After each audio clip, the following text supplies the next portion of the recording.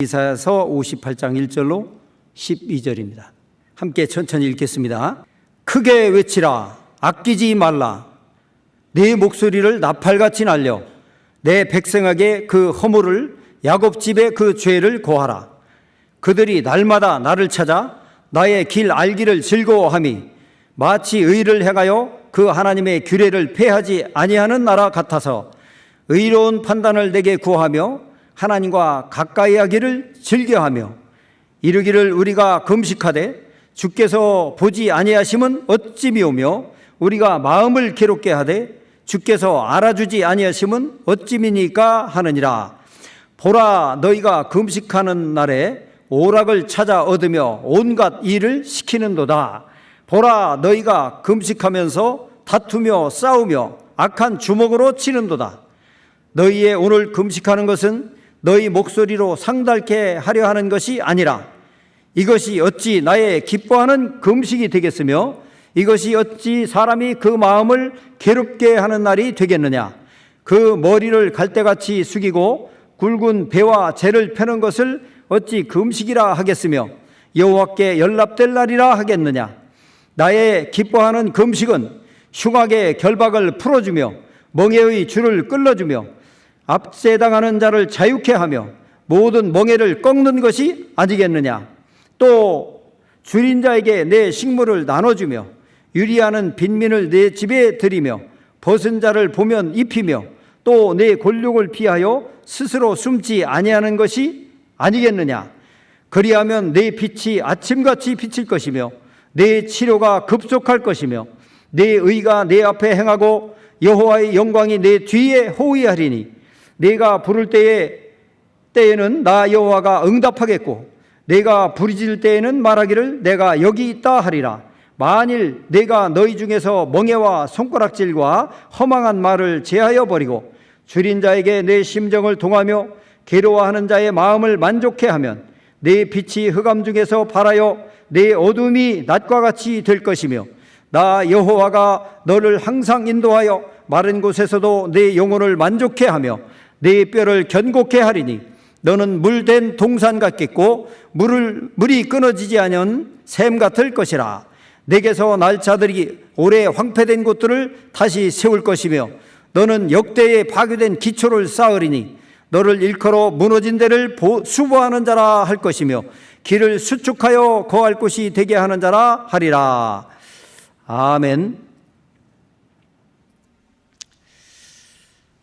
네, 오늘 말씀의 주제는 비대면 신앙 이렇게 정해봤습니다.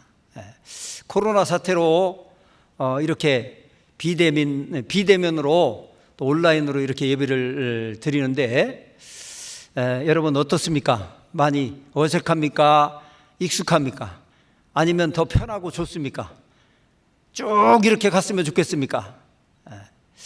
글쎄요, 각각 이제 여러분들의 개인마다 다를 텐데 이제 상당히 여러 가지 논란도 있고 많은 어려움도 있는 것이 사실입니다. 오늘 이 시간 여러분 우리가 물리적으로는 육체적으로는 비대면이지만은 하나님과 정말 거리를 가까이 하고 하나님과는 그 면전에서 대면하여 예배하는 복된 예배 시간이 되시기 바랍니다. 코로나 사태로 인해서 이렇게 오늘 또 우리는 비대면 온라인 예배를 드리게 됩니다.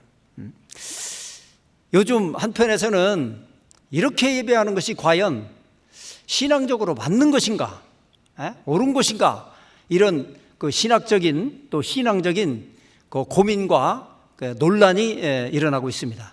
또 한편에서는 이게 종교 탄압이다, 이런 소리가 또 이렇게 터져 나오고 또 저항도 하고 있습니다. 이것을 뭐라고 답을 해야 될까요? 참 여러 가지 이제 곤란한 면이 있기는 합니다만은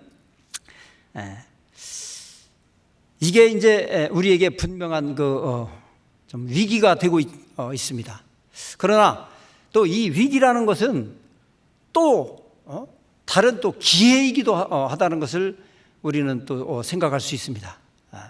이 코로나의 위기가 우리 기독교회 또 우리 또 개혁교회에 정말 새로운 위기가 아니라 새로운 또 기회로 바꿔줄 수 있기를 우리가 간절히 또 함께 기도합시다.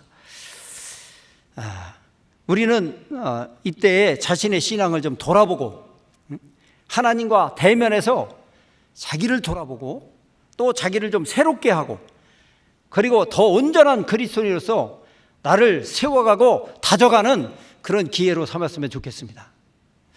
반드시 그렇게 되기를 바랍니다. 여기서 한번 우리가 역사 속에서 이 전염병, 지금 같은 이런 전염병 상황, 위기의 상황에서 역사 속에는 어떻게 이것을 이해하고 좀 대했는가, 이런 문제를 한번 잠깐 살펴보겠습니다. 17세기 영국의 청교도 목회자인 그 리차드 백스터가 이제 말한 소요리 문답이라는 것이 있습니다. 이제 그 문답 중에 질문 109번째, 109? 또 109네요. 질문 109번째에 이런 질문이 있습니다. 만약 위정자가 금한다면 교회는 주일에 모이는 것을 생략할 수 있는가? 그러니까 이렇게 국가의 통수권자가 모이지 말라 할 때 정말 모이지 말아야 되는가 하는 이런 질문입니다. 오늘 우리 상황에 맞는 질문이겠죠. 근데 여기에 대한 답변이 1, 2, 3, 4 쫙 있는데 1번과 4번만 이제 살펴보겠습니다. 답변 1에서는 전염병이나 화재, 전쟁 등의 특별한 이유로 금하는 것과 상시적으로 혹은 불경스럽게 금하는 것은 경우가 다르다. 이렇게 이제 말하고 있습니다. 그러니까 이런 전염병 상황이나 특수한 상황에 있을 때와 평상시에 어떤 불경스러운 목적으로, 탄압을 목적으로, 종교 말살의 목적으로 이렇게 모이지 못하도록 하는 것은 경우가 다르다 이겁니다. 답변 4에 보면은 만약 이와 같은 특수 상황에서 위정자가 더 큰 유익을 위해서 교회의 모임을 금한다면 교회는 그에 따르는 것이 우리의 의무다. 이렇게 말을 하고 있습니다. 우리의 일상적 의무는 더 큰 자연적 의무에 양보해야 합니다. 어느 한 주일이나 하나의 모임을 생략해서 더 많은 모임을 얻을 수 있다면 그것은 더 중요한 일입니다. 이렇게 이제 대답을 하고 있습니다. 그러니까 지금 논란이 있지만은 이런 입장에서 우리는 이렇게 우리가 또 대면 예배를 좀 중지하고 비대면으로 이렇게 함으로써 앞으로 또 이렇게 더 많은 것을 얻을 수도 또 있을 것입니다. 그런 입장을 취했고, 이제 우리 종교개혁자 마틴 루터의 입장을 한번 살펴보겠습니다. 그 마틴 루터의 영성 남은 편지라는 그 내용 중에 치명적인 전염병에서 도망을 해야 하는가 하는 그런 내용이 있습니다. 치명적인 전염병에서 도망해야 하는가. 나는 하나님께 자비를 베푸시어 우리를 지켜달라고 기도할 것이다. 먼저는 기도하겠다는 거예요. 그리고 나는 소독하여 공기를 정화할 것이고 약을 지어 먹을 것이다. 이렇게 이제 개인의 위생 문제, 그리고 또 이제 그 치료를 잘 받을 것이다. 의학에. 나는 꼭 가야 할 장소나 꼭 만나야 할 사람이 아니라면 피하여 나와 이웃 간의 감염을 예방할 것이다. 이렇게 거리두기를 또 이제 하겠다. 혹시라도 나의 무지와 태만으로 이웃이 죽임을 당하게 해서는 안 되기 때문이다. 이웃에게 피해가 되면 안 된다 이거죠. 만일 하나님이 나를 데려가기 원하신다면 나는 당연히 죽게 되겠지만 적어도 내가 내 자신의 죽음이나 이웃의 죽음을 책임져야 할 일은 없을 것이다. 그러나 만일 이웃이 나를 필요로 한다면 나는 누구든 어떤 곳이든 마다하지 않고 달려갈 것이다. 보라, 이것이야말로 하나님을 경외하는 믿음이다. 왜냐하면 너무 야단스럽지도 않고 무모하지도 않기 때문이며 하나님을 시험하지도 않는다. 이렇게 루터는 또 입장을 표명했습니다. 오늘날 뭐 이제 예배드리면 코로나가 안 걸린다, 걸렸던 것도 낫는다, 뭐 이런 소리 하는 사람들도 있고, 예배드리다 코로나 걸려서 죽으면 순교다, 뭐 이렇게 이제 설교하는 목사도 있다고 그래요. 글쎄 이제 그건 각자 또 그런 믿음이긴 하지만은, 우리 신앙이라는 것이 이렇게 너무 야단스럽거나 또 무모하거나 이렇게 하나님을 시험하는 이런 형태가 되면 안 되겠죠. 그래서 우리에게 좀 시사하는 바가 적지 않습니다. 물론 뭐 이런 데 대한 또 반론이 또 있습니다. 그러나 이게 뭐 100% 맞다, 아니다 이런 입장보다는 역사적으로 이런 입장들이 있었다는 것을 여러분들에게 말씀을 드립니다. 오늘날 코로나19라는 이 사태, 전염병 상황이 정말 우려되는 바가 많습니다. 신앙적으로, 교회적으로. 자칫하면 이게 먼저 예배가 이렇게 비대면 예배를 하게 되니까 이 사람과의 비대면 예배가 하나님과도의 비대면 예배로 이게 변질될까 하는 그런 걱정과 우려가 있습니다. 어느 장소가 중요한 것이 아니고 각각 있는 자리에서 우리는 신령과 진정으로 예배하는 자들이 돼야 됩니다. 그 요한복음 4장 21절부터 있는 것처럼 예루살렘에서도 말고 이 산에서도 말고 하나님께 예배할 때가 오는데 신령과 진정으로 예배하는 자를 찾으신다. 그래서 이 장소에, 어느 장소에 모여 있다고 해서 예배가 정말 제대로 드려지고 성공하고, 또 이렇게 비대면으로 각각 모여서 따로 한다고 해서 그 예배가 또 실패하거나 하나님께서 받지 않는 예배는 아니라는 것이죠. 어쩌면 그동안 우리는 형식적으로는 항상 예배당에 모여서 이렇게 대면 예배를 드려왔지만은, 그 대면 예배 중에도 사실은 하나님과는 영적으로는 비대면 예배를 계속 드리고 있었는지도 모릅니다. 또 아예 우리의 신앙생활 자체가 하나님과 비대면 신앙생활을 하고 있었는지도 모릅니다. 이런 것도 우리가 한번 겸손하게 이런 기회에 우리가 점검하고 돌아보는 기회가 됐으면 좋겠습니다. 할렐루야.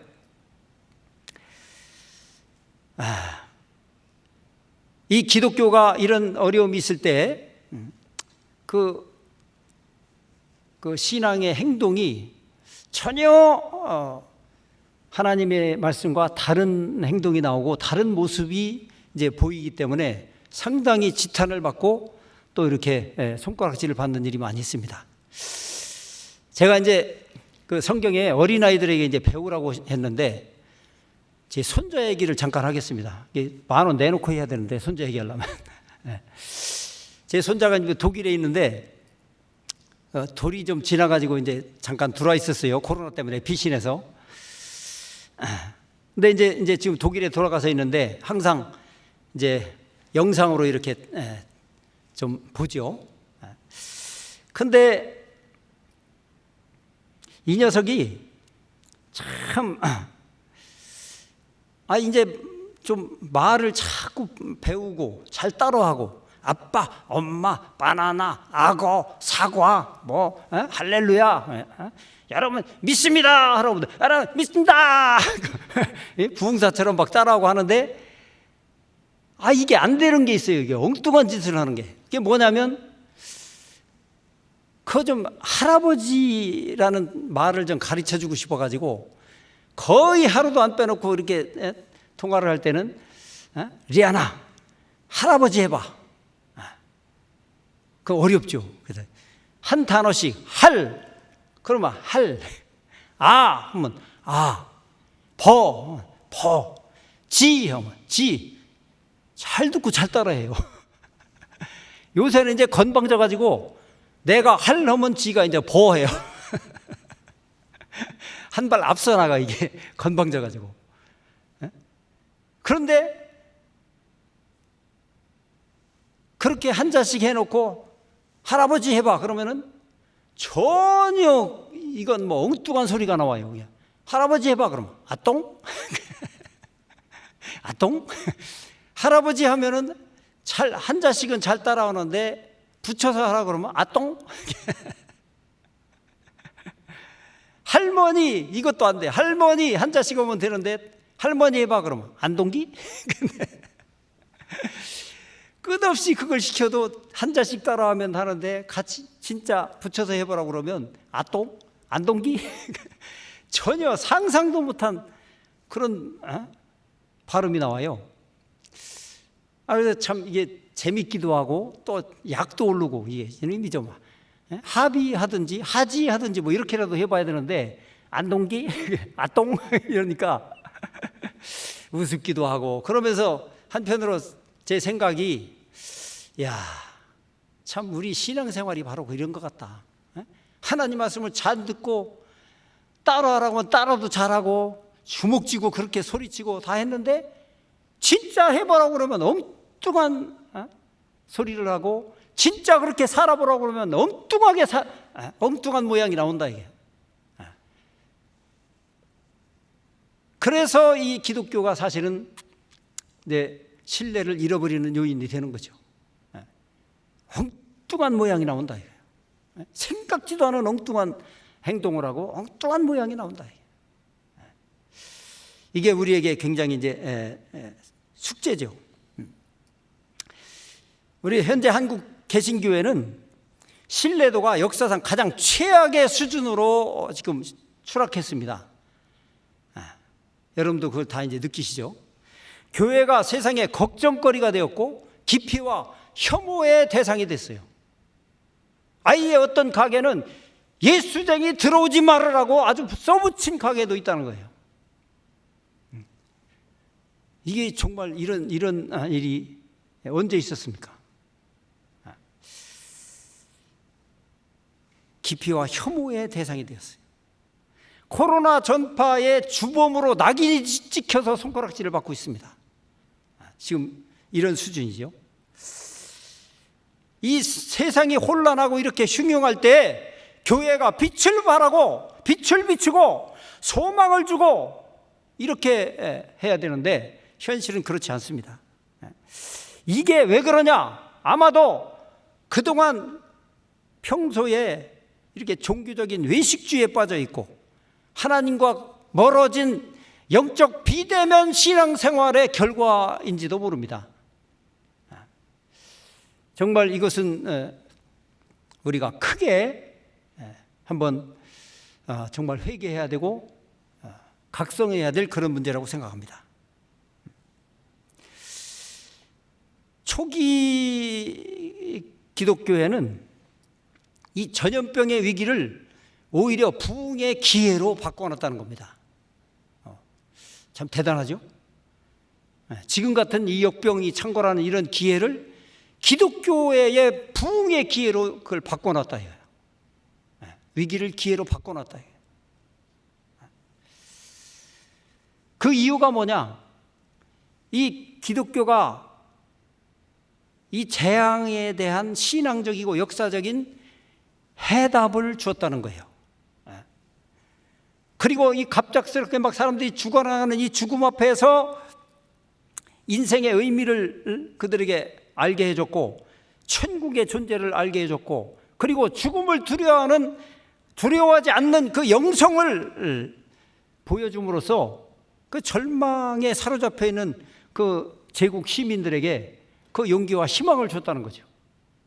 그리고 이 그리스도인들이 이렇게 위생적으로도 청결하기 때문에 감염률도 낮았고 그리고 사망률도 낮았고 또 그것은 청결하기만이 아니라 정말 서로 돌아보고 사랑을 실천하는 그런 사랑의 공동체였기 때문에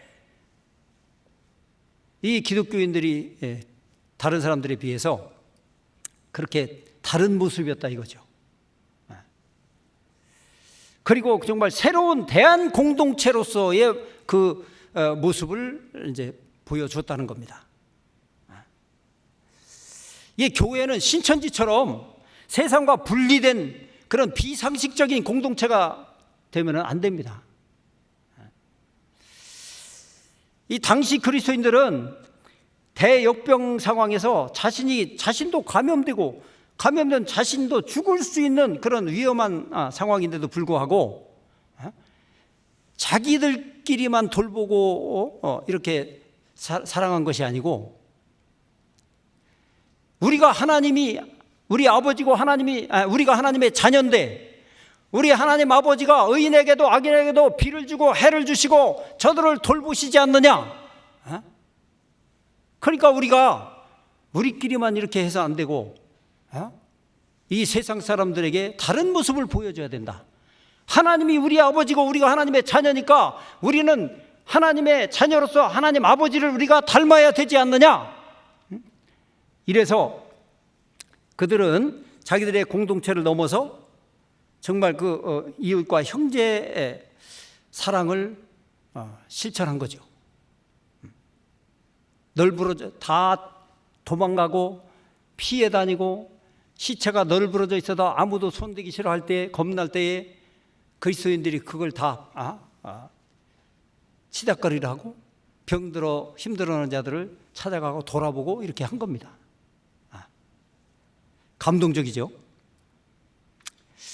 그래서 이방인들에게까지 그렇게 형제 사랑을 실천하는 그것 때문에 그 그리스도인들을 보고 그때 생겨난 단어가 파라볼라노이라는 단어가 생겨났다는 거예요. 파라볼라노이. 이게 무슨 뜻이냐면 위험을 무릅쓰는 자들이다. 파라볼라노이. 위험을 무릅쓰는 자들이다. 그리스도인들이 그 당시에 파라볼라노이라고 불렸다 이 말이에요. 위험을 무릅쓰고 희생적으로 정말 이웃사랑을 실천하는 사람들. 너무 감동적이지 않습니까? 이들이 이렇게 파라볼라노이라고 불렸다는 것은 기독교가 당시의 재난 속에서도 정말 자기 희생적인 사랑의 실천을 했다는 그런 분명한 증거죠. 위험을 무릅쓰는 자로 살아가는 희생적 삶이 바로 그리스도인들의 감동적인 삶이라는 거죠. 이런 모습에 감동이 돼서 오히려 그 어려운 위기가 기독교의 부흥의 원동력이 됐다는 거예요. 그 당시에는 기독교가 탄압을 받고 전도도 못하는 그런 시대였지 않습니까? 그런데 이런 역병의 위기가 기독교에게는 정말 새로운 기회가 됐다는 거죠. 오늘날 우리 한국교회도 이런 놀라운 반전의 역사를 만들어낼 수 있다면 얼마나 좋겠습니까? 앞으로라도 그렇게 될 수 있는 기미가 있는지 모르겠습니다. 우리 개혁교회라도 좀 그렇게 했으면 좋겠습니다. 우리가 이제 한번 본문으로 돌아가 보겠습니다.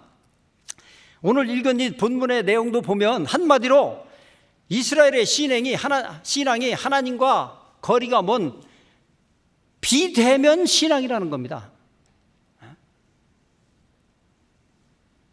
하나님께서 이들을 봐주지도 않고 알아주지도 않고 들어주지도 않는 거예요. 순전히 종교적 외식주의에 빠져 있는 거죠. 하나님이 보시지도 않고 알아주지도 않는다. 정상적인 신앙이라면 하나님이 봐주시고 알아주시고 들어주시고 응답해 주셔야 되는데 이게 없는 이런 정말 하나님과 비대면 신앙이라 이거예요.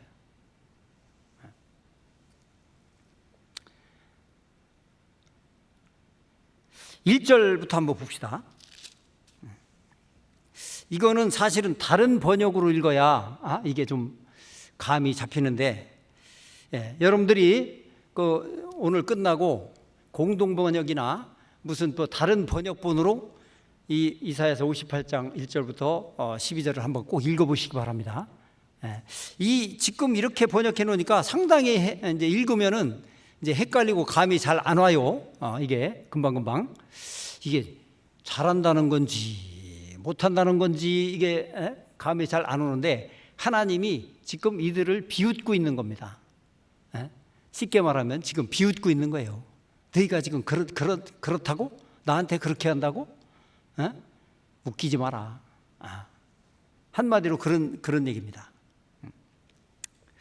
목소리를 높여 죄를 고하라. 이렇게 이제 크게 외쳐라. 아끼지 말고 막 죄를 그냥 나팔같이 그냥 다 떠들어서 나팔을 불어대라 이거야. 왜 그렇습니까? 이렇게 하는 것은 회개케 하려고 이렇게 하는 거지. 죄를 고하는 것은 회개케 하려고 하는 목적이 있는 건데 이들은 회개가 없어요. 이들의 신앙에 첫째 회개가 없어요. 회개할 줄을 모르는 신앙. 이게 하나님과 관계가 없는 거죠. 하나님이 알아주지 않고 봐주지 않는 거죠. 회개가 없다.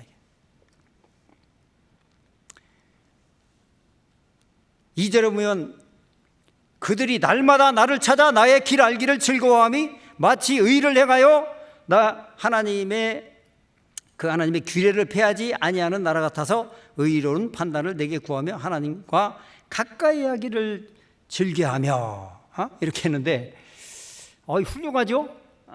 여기에 나무랄 데가 뭐 있어요? 근데 이제 공동 번역으로 한번 제가 읽어보겠습니다. 그들이 나를 날마다 찾으며 나의 뜻을 몹시도 알고 싶다면서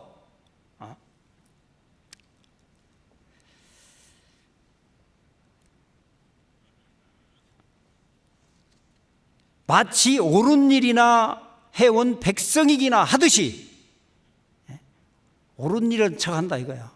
마치 옳은 일이나 해온 백성이기나 하듯이 자기 신의 법을 어기지 않은 백성이기나 하듯이 무엇이 옳은 법인지 나에게 묻고 하나님께 가까이 나가고 싶다고 하면서 이렇게 이제 하는 거죠. 그러니까 이게 완전히 외식이라 이거예요. 그런 척한다 이거야. 이게 무슨 분위기인지 여러분들이 이제 알겠죠? 종교적 외식주의, 형식주의 신앙. 3절에 보면은 이르기를 우리가 금식하되 주께서 보지 아니하시면 어찌 미우며 우리가 마음을 괴롭게 하되 주께서 알아주지 아니하시면 어찌미니까 하느니라. 이제 하나님 앞에 대드는 거예요 이제.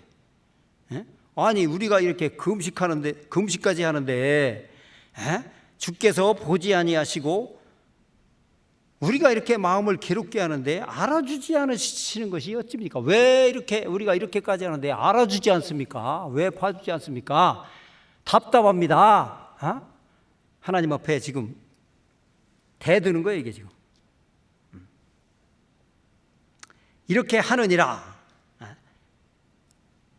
보라, 너희가 금식하는 날에 오락을 찾아 얻으며 온갖 일을 시키는도다.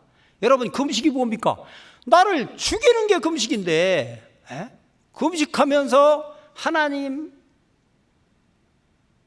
알아주지도 않고 봐주지도 않는 그런 형식적, 율법적이고 종교적인 외식을 하면서 또 할 짓은 다 한다 이거예요.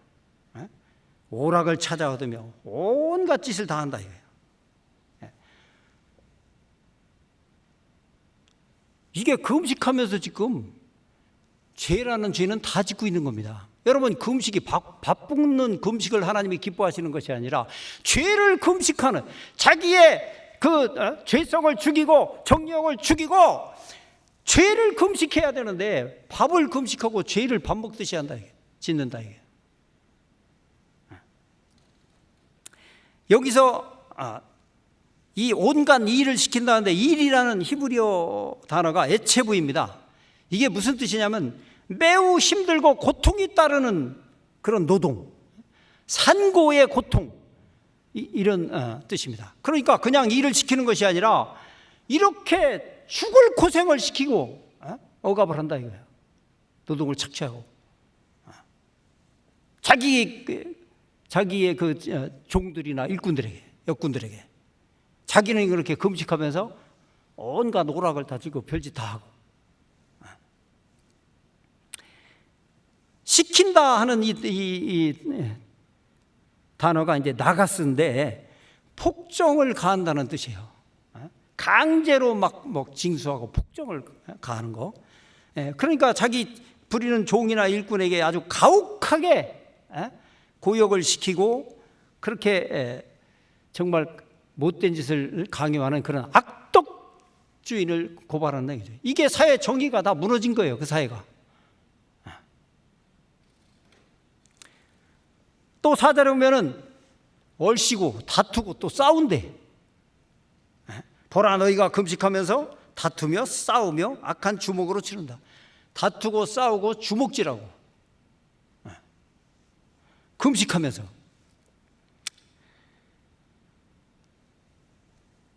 그러니까 죄를 일삼는다 이거예요.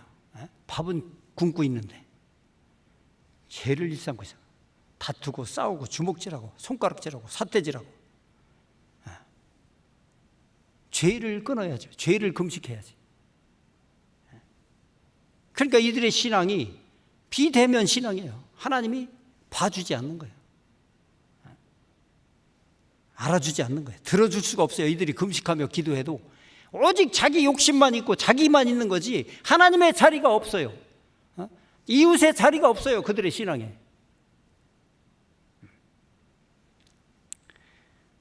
우리가 혹시 개혁을 한다고 하면서도 이렇게 싸우고 다투고 주먹질하고 손가락질하고 혹시 이러지는 않고 있는지 우리도 돌아봐야 됩니다. 이것은 꼭 금식만이 아니라 우리 신앙생활 모든 전반에서 이게 우리가 주의해야 될 일이고 또 살펴봐야 될 일입니다. 개혁도 하나님과 비대면 개혁, 하나님이 알아주지도 않고 봐주지도 않고 들어주지도 않는 그런 개혁을 한다면 그건 무슨 소용이 있습니까? 그런 거 하지 말아야죠. 5절에 보면은 그러니까 이 4절에서는 너희가 어떻게 너희가 지금 하나님께 너희 목소리가 이렇게 하고도 상달된다고 생각하느냐. 보통 착각을 하고 있는 것이 아니라 이거죠. 5절에 보면은 이것이 어찌 나의 기뻐하는 금식이 되겠으며 이것이 어찌 사람이 그 마음을 괴롭게 하는 날이 되겠느냐. 그 머리를 갈대같이 숙이고 굵은 배와 재를 펴는 것이 어찌 금식이라 하겠으며 여호와께 연락될 날이라 하겠느냐. 경건의 모양과 형식은 갖췄는데 위선적이라 이거예요. 하나님이 기뻐하시는 신앙이 아니라 이거죠. 하나님이 기뻐하시는 예배가 아니고 금식이 아니에요. 신앙이라는 것은 내가 기쁜 것보다도 먼저 하나님이 기뻐하셔야 되는데 내가 어떻게 너희를 보고 기뻐하겠느냐 이거예요. 그러니까 이 6절에서부터는 이제 어떻게 해야 하나님이 기뻐하시는 신앙생활을 하는지, 어떻게 해야 하나님이 봐주시고 알아주시고 들어주시고 응답해 주시는지를 그걸 이제 말씀하시는 겁니다. 나의 기뻐하는 금식은 흉악의 결박을 풀어주며, 흉악의 결박을 풀어주며, 정말 이 불의하고 불법한 권위로 타인의 그 권리를 억압하고 타인의 유익을 막 착취하고 이런 일들, 이걸 풀어주라 이거죠. 악의 띠, 본래 뜻은 악의 띠를 풀어주라 이거예요. 멍에의 줄을 끌어줘라. 멍에가 뭡니까? 고통의 멍에 벗으려고. 고통, 멍에하면 고통이잖아. 멍에하면 유양의 가수 누가 생각나요? 멍에는 고통의 멍에. 그 멍에의 줄을 끌어주라 이거예요. 이 멍에는요, 멍에가 그렇게 무겁지 않아요. 근데 멍에를 딱 메고 이제 동력을 전달하기 위해서 끈으로 뒤에 이제 딱 그 연결을 하죠. 쟁기나 무슨 마차나 이런데. 그러면 그 끈 때문에 이 모든 힘이 이 멍에로 와가지고 이게 죽을 맛이죠. 이 멍에가, 이 소가 일하는데 죽을 맛입니다. 그 모든 힘을 이 멍에 여기로 다 이제 받아서 일을 해야 되니까 정말 고통이죠. 죽을 맛이죠. 멍에 그 줄을 끌어주라 이거예요. 줄 끌어주라.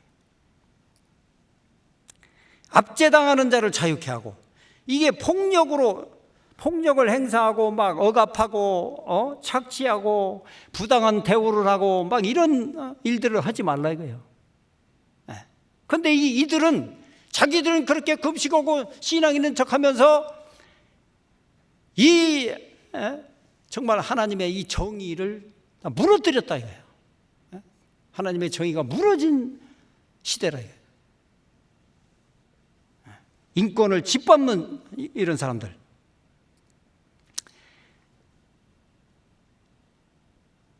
또 모든 멍에를 꺾는 게 아니겠느냐. 멍에를 아주 꺾어버려라. 멍에를 꺾어버려라. 아예 줄만 끌어주는 것이 아니라 줄 끌어놓으면 또 줄 연결하면 또 그러니까 아주 멍에 자체를 아주 뻐개버리라 이거야. 아주 멍에 자체를 남을 괴롭게 하고 무겁게 하고 고통스럽게 하는 그 자체를 아주 완전 뻐개서 없애버려라. 할렐루야.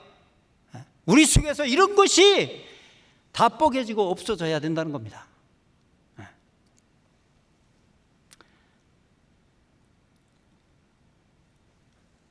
이게 이제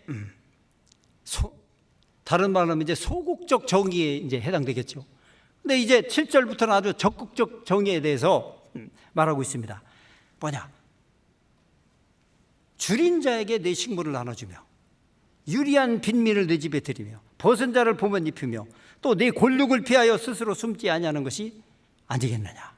여러분, 이게 하나님의 긍휼이고 이게 하나님이 명하신 이웃 사랑이고 하나님 나라의 정의를 실현하는 겁니다. 이게 약자를, 고아와 과부와 나그네 약자를 억압하고 착취하고 폭력을 휘두르고 하지 아니하고 그들을 환대하고 섬겨주고 돌아봐주고 그 존재 자체를 존중해 줄 수 있어야 된다 이거예요.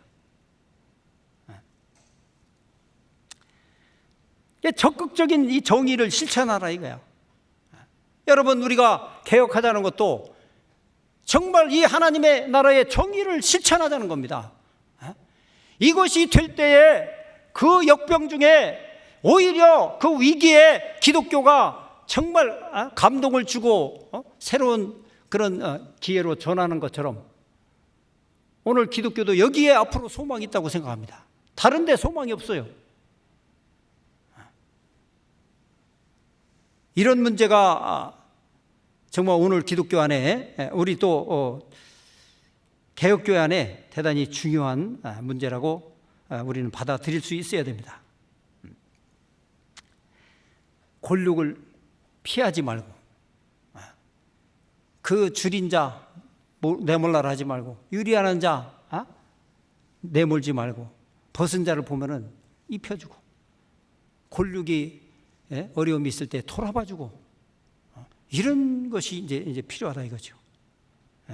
이런 이웃 사랑의 실천, 하나님 나라의 정의의 실천이 세상에 감동을 주는 것이고 그게 하나님이 기뻐하시는 신앙입니다. 밥을 굶는 금식 40일을 몇 번을 해도 그 자체로 하나님이 기뻐하지 않고 오히려 금식 몇 번 했다, 40일 금식 몇 번 했다가 그게 의가 되는 사람들이 얼마나 많습니까? 이제 8절부터는 이거는 뭐 더 이상 설명이 필요 없어요. 8절부터는 이렇게 정말 그 긍휼과 자비를 베풀고 이웃 사랑을 실천하고 하나님의 나라의 정의를 너희가 이렇게 행하면 그리하면 내 빛이 아침같이 비칠 것이며 내 치료가 급속할 것이며 내 의가 내 앞에 행하고 여호와의 영광이 내 뒤에 호위하리니. 이거는 그냥 다시 한마디로 말하면 내 앞에는 번영과 형통이라 이거예요. 내가 부르면 얼른 대답하고 내가 부르질 때 얼른 응답하고 너 이제 만사 형통이다. 에덴 동산의 그런 축복이 회복되는 것 같은 에덴 동산 모티브가 생각나잖아요.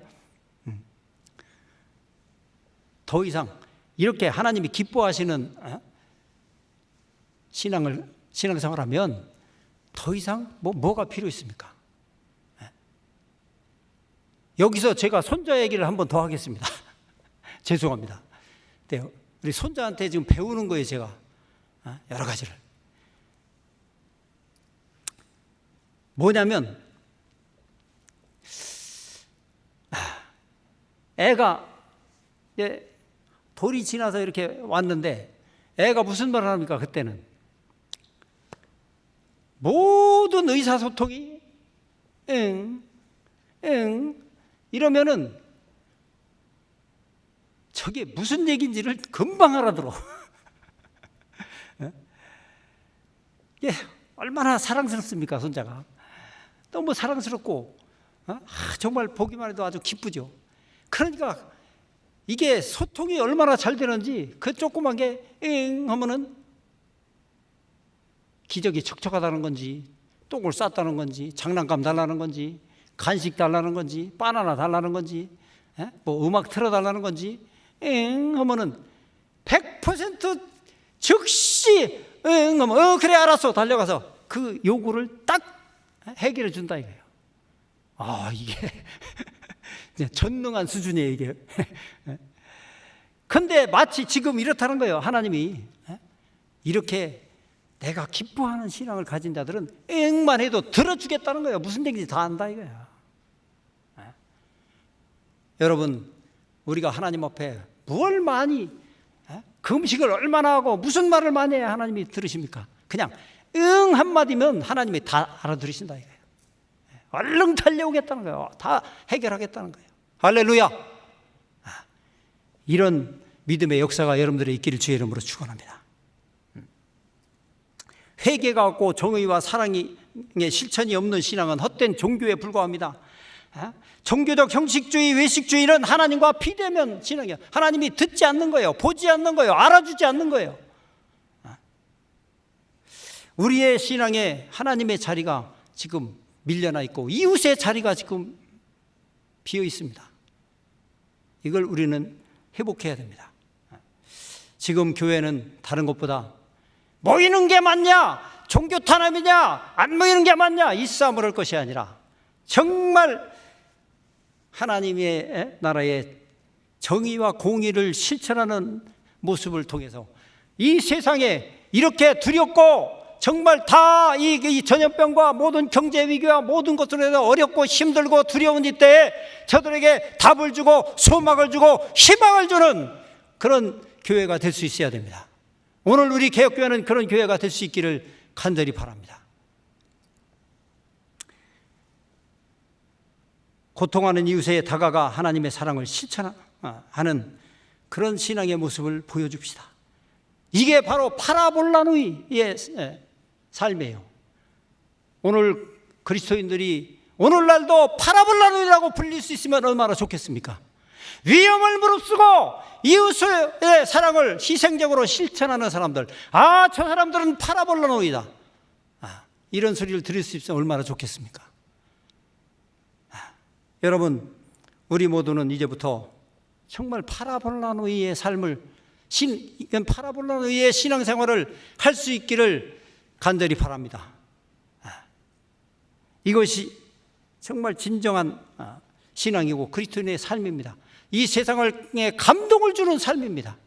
기독교를 다시 한번 정말 부흥시킬 수 있는 기회를 만들어내는 힘이고 하나님의 실추된 하나님의 이름의 명예를 다시 회복시켜 드릴 수 있는 유일한 방법이라는 겁니다. 우리 모두가 다 정말 파라볼라누이의 삶을 살 수 있기를 주의 이름으로 축원합니다. 우리 개혁성도 모두가 다 파라볼라누이라고 불려질 수 있는 그런 희생적 삶을 사는 그리스도인들이 될 수 있기를 주의 이름으로 축원합니다. 할렐루야. 우리 다 같이 통성으로 기도하겠습니다.